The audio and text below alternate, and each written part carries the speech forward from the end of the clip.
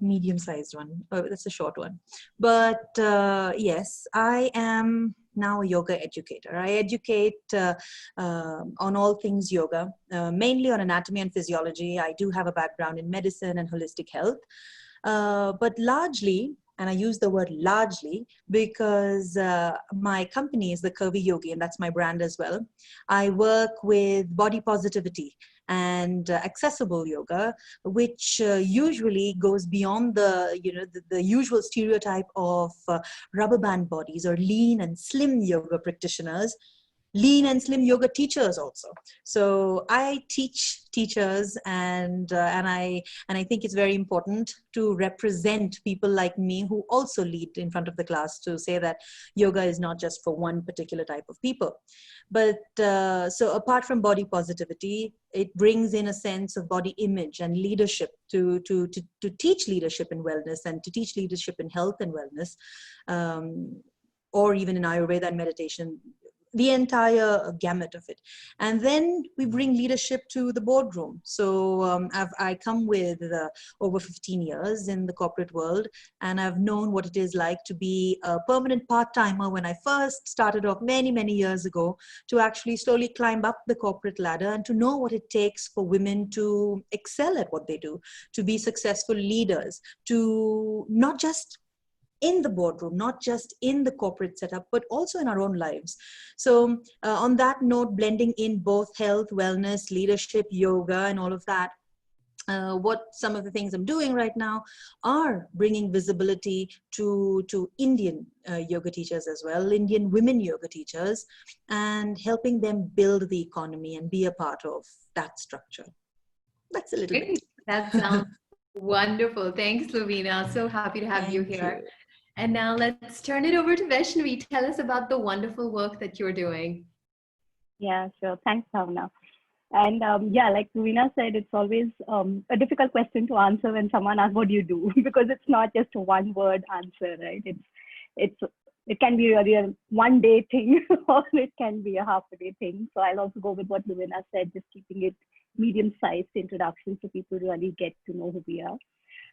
So primarily, I've been doing a lot of leadership workshops for the past 18 years, focusing on behavioral skills, focusing on self-awareness. So I used to use a lot of psychometric instruments and to really understand who we are. And that slowly led to really going deeper within ourselves. And that's when I did my art therapy course also. So I do expressive art therapy. So really understanding ourselves through unconscious processes like storytelling or working with paint and drawing and all of that. And that led to further deepening ourselves. And that's when I got into coaching. So I realized that more than training programs, the impact happens when they're smaller groups, and even better when it's one-on-one. And that's when one-on-one coaching, life coaching happens. And I absolutely love doing all of these things. I continue doing it. And somehow all of this is also combined into now doing forest therapy, which happened by accident. And yeah, it's amazing of how to support people in connecting with nature beyond the cognitive ability of knowing the name of plants or trees, to really connect at a heart level, at a soul level, and to learn a lot from ecosystem. So that's in a nutshell what I do. Great. Thank you, Vaishnavi. All right. So, Luvena, going back to you, you mentioned you do a lot of work. Of course, the core aspect of your work revolves around yoga. And I love that you approach yoga with this lens of inclusion, with this lens of body positivity. How did you come to this place of doing this kind of work, and what does that really mean, to bring that sense of inclusion and body positivity to yoga? Yeah. You see, one of the first things that matter when it comes to doing work that impacts is to be passionately driven by it. And to be passionately driven by it, unfortunately, sometimes means that you have to have been on the receiving end of what it is not to be like all of that. So when we're talking about inclusion, it it brings in the immediate perspective of what is it like to be excluded, and I think those experiences of knowing very intimately what exclusion feels like, the pain of exclusion, of not of being considered the other. And this is not just in yoga, but the othering, the exclusion, the pain, or just that divisiveness of not being a part of the whole, were different experiences that I've observed throughout my life. I grew up in the Middle East. I was born and raised there. My brother is hearing impaired, and so it began with that. So as a child, we knew what it was like to be a family who had someone different to everyone, or who had to make adjustments that were different. The pain of seeing a sibling who is othered. And then you go on, and then the Gulf War happened. I grew up in Kuwait. So come to India, which is supposed to be my country, and feel othered again, because now I am, the identity is questioned and all of that. And then you fast forward and life happens, and then you have so many other things where, certain families don't accept. Then you come to work. Fortunately, I didn't, but then that's where the gender part of it comes in, where you say, some of the things are not available to women just because you might get pregnant, or you have children, or you don't have a nanny, do you? So you don't drive. So how are you going to so leave that to me. But then all of these things that you learn along the way, then they form a bit of who you are, and that's how they formed me. So when I came to yoga, or when yoga found me, that's how I usually say it, I was a very othered body, and I was still looking at myself as a body. And to date, I haven't found another teacher who looks like me in front of the room. So, but I've had very compassionate teachers, and that's a good thing, except for one who taught me everything about what a yoga teacher should not be. And that kind of set the ball, rolling, and set the wheels in motion, saying, okay, I don't like this feeling. And if I don't like this feeling and I'm vocal about it, what about all those other people who feel this but don't say anything? And that's how I got into all of this. That's how I got into recognizing that not everyone is like me. And if they find that there is something to appreciate in either my personality or the way I look at things, the way I tackle things, then this is work that needs to be done. And that's where I am. I realize that helping people love their bodies, helping people truly love their bodies and appreciate and accept and everything, curves, no curves, bones, flat, full, voluptuous, not everything, limb, no limb, all of that. So it's constant learning, but yes, I think it was that first-hand experience of knowing what it is to be on the other side of what is considered normal, and then to challenge that normalcy, challenge that normative narrative, and say, this is where I am and this is where I go on. So that's what brought me to this, Bhavna. That sounds so wonderful, and it's so powerful that you're doing that, because as someone who practices yoga quite diligently myself, and everything I know about yoga is indeed for everyone. And sometimes we forget that. It feels intimidating, as you said, when we see all these bendy, twisty bodies on Instagram.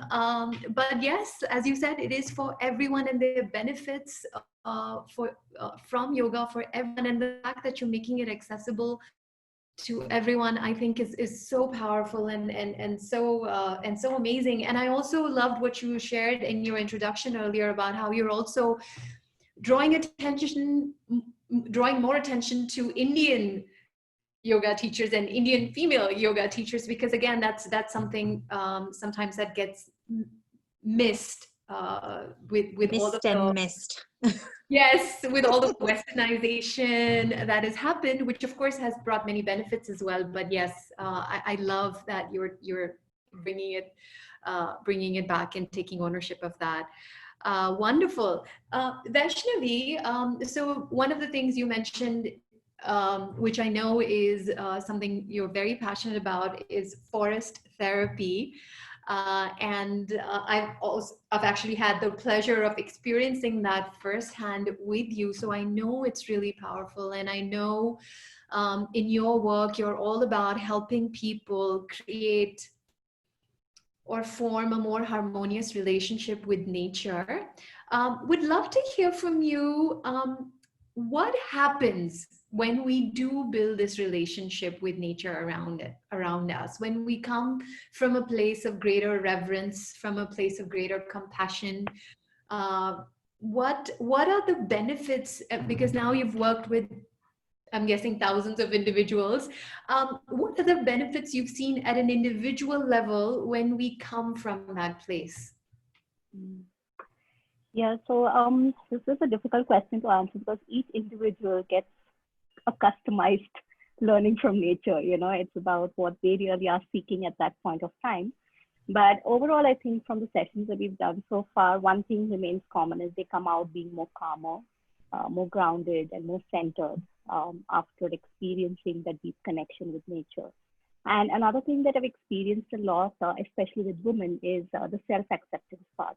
I think the more we accept nature the way it is, we don't say this tree should have been taller or smaller or wider. You know, we accept nature most of the time as it is. So we kind of, I guess, embody that when we are in nature, of just being who we are. You know, just being, uh, just allowing ourselves, giving ourselves the permission to do things which we usually wouldn't do, even if it's something as simple as hugging a tree, you know, which we may feel conscious about when we are outside, you know, and suddenly when everyone else is doing it, fine, you know. And so it's kind of a collective acceptance of who we are, and doing things which we may not do is also something that comes across quite strongly.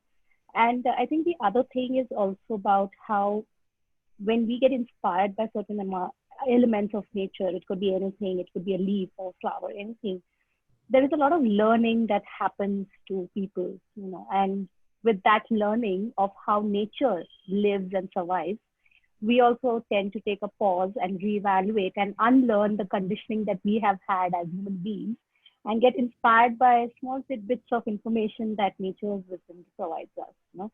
So it just helps us unlearn all of those things which is not serving us anymore. And that's where the customization happens, because each one gets that wisdom that's really important for them to know at that point of time, you know? And there is no, this is what you will definitely learn. It's each one's experience that they get to unlearn and reevaluate. And a lot of things happen. Some people feel inspired to become artistic, or some people remember childhood memories, and that activates some kind of enthusiasm in them. You know? So it's a lot of things. In corporate, especially, we've noticed, especially when it comes to decision making, you know, people seem to become calmer, and with that silence and that calmness, they are able to come up with solutions which they hadn't thought of, and it comes very effortlessly. You know, that's another thing. A lot of things happen there in nature which is very effortless. It just happens, you know? And that's the joy. There's no effort of I have to do this, and it just kind of emerges on its own and organically. So everyone has that aha moment, you know, very nicely. Yes. And all of the benefits that you've just articulated are things that we all need. We could all benefit from being calmer, from accepting ourselves more. I loved what you shared about how when we build this kind of relationship with nature, it actually leads to greater self-acceptance as well. Because we accept nature just if we learn to, and I think most of us do come from that place where we accept nature for what it is. And if we can bring that same awareness to ourselves, it can bring about such powerful shifts. So that is such a powerful idea. So let's talk about where your work intersects with this idea of conscious living and conscious leading, which we're talking about today. Knowing both of you at a personal level as well, I know you both of you believe in this idea of living with greater awareness, living with greater mindfulness, living with greater consciousness. And I know we haven't defined conscious living and leading yet, because this is where I want to turn it over to both of you and share what does that mean to you personally personally or through your work to live more consciously, and how are you bringing that into your work? So Vaishnavi, maybe we'll continue with you. Sure. So I think for me, conscious living is all about moving from the autopilot mode to a more mindful way of living. Um, Either it's every moment or generally in life, just becoming aware. And that's what my work mostly has been all about is, am I just reacting? Am I just doing things automatically without being aware? And how is it serving me? You know, if it's serving me, it's fine. But if it's not, then I need to shift and change, right? And I think working in nature, that really helps, because a lot of times we're so busy in our life that we don't get time to introspect. We don't get time to take that pause to really slow down. And nature just allows that space in abundance.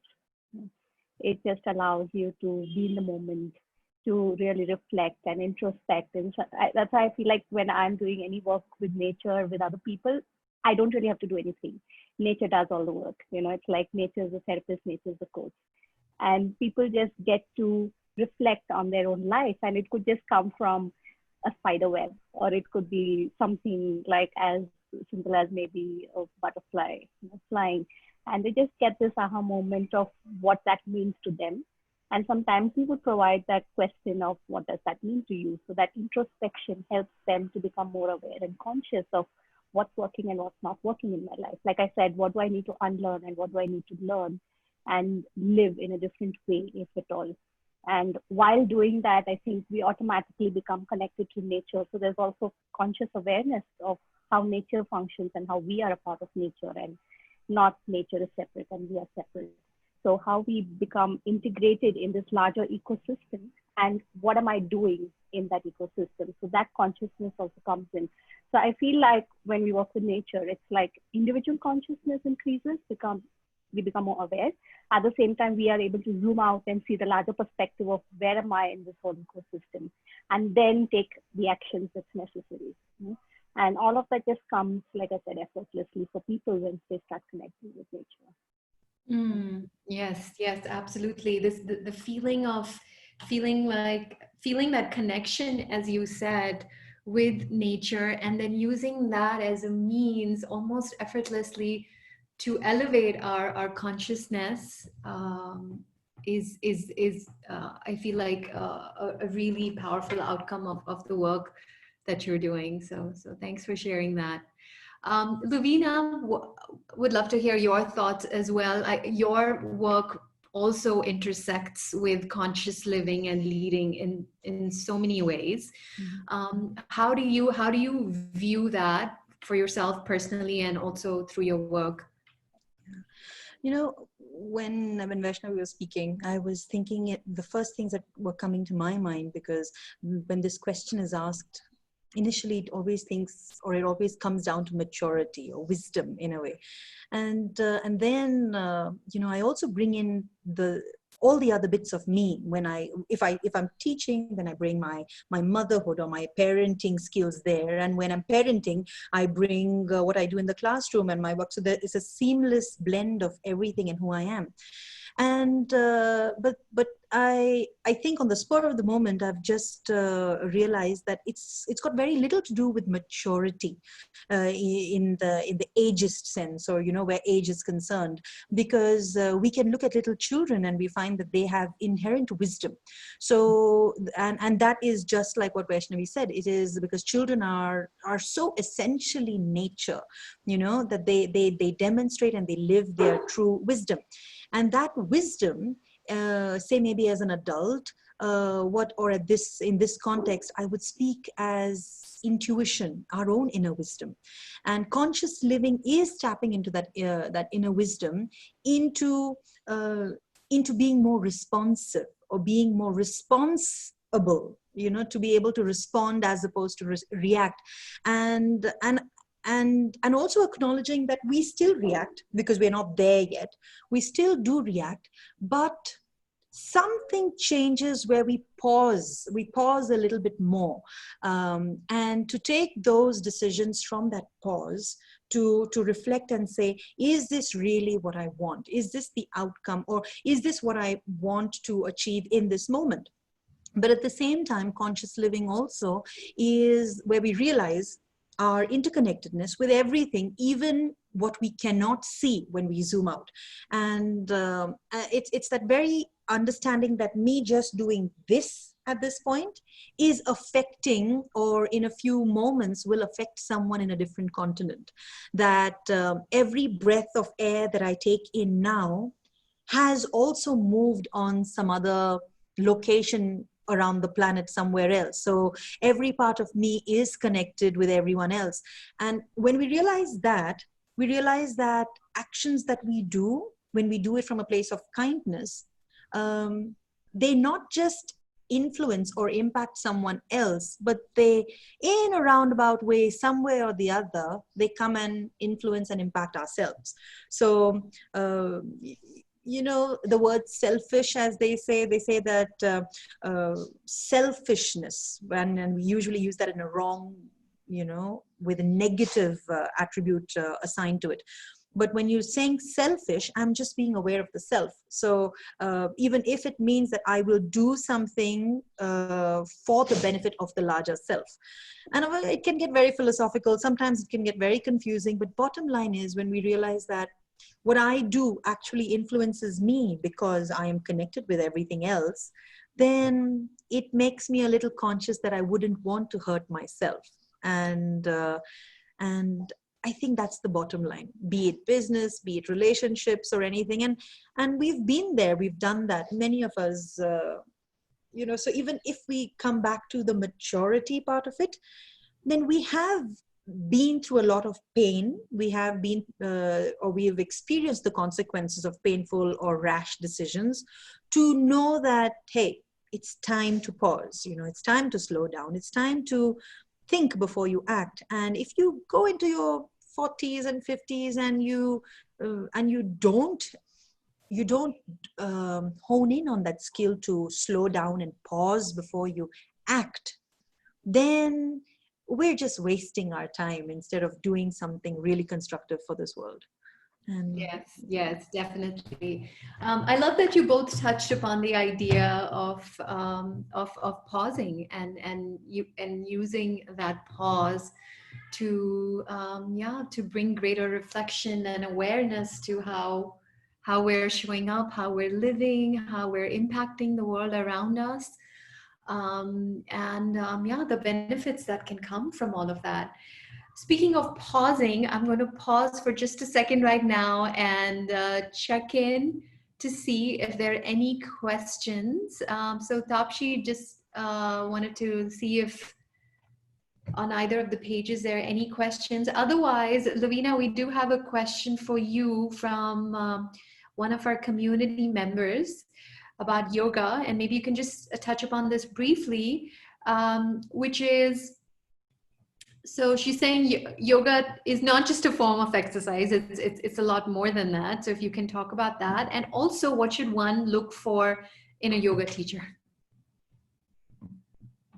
all my pet topics in one question.